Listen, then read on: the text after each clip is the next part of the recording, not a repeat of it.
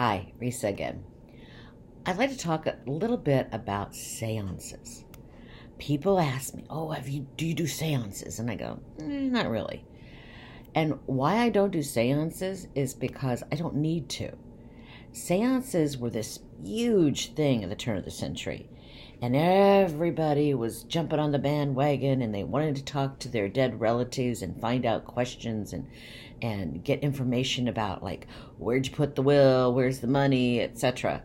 Um, but what happened a lot of times was you had con artists who used the premise of a seance to set somebody in the circle, because usually a seance, people would sit them in a circle or around some table, usually a circle, because that was like really cool, the circle of life and everything.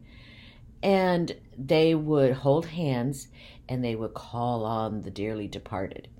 Well, usually the con artist would have somebody sitting in the circle that they knew, and they would have practiced all this stuff prior to the seance that they were having for these people.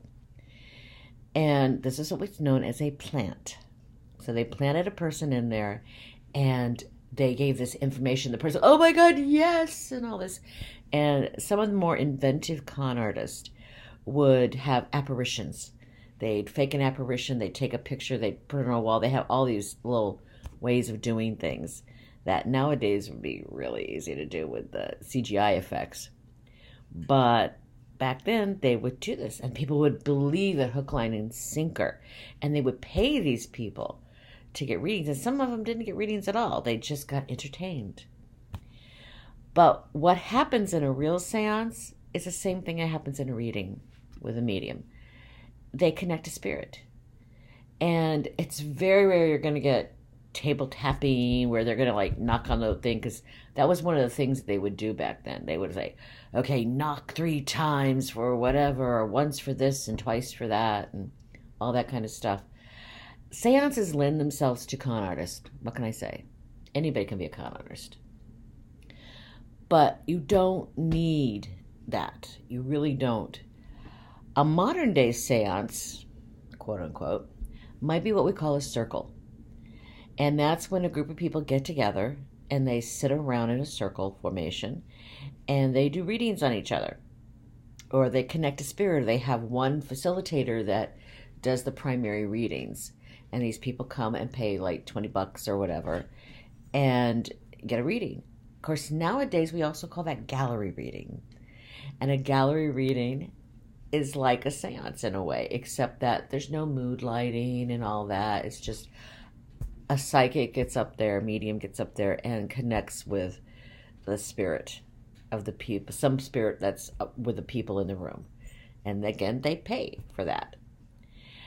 Gallery readings are a little bit less lending to con artists, so especially if you don't know who's coming, all right? And you can't plant anybody in there. Someone else is getting the people in.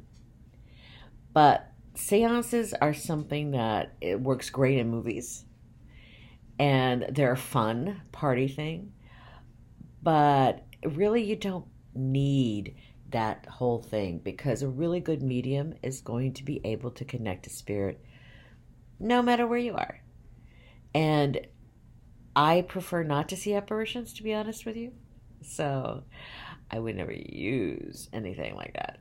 If you see something, you see something, okay? Usually it's in this mind's eye. Sometimes people visually see things as well with their eyes.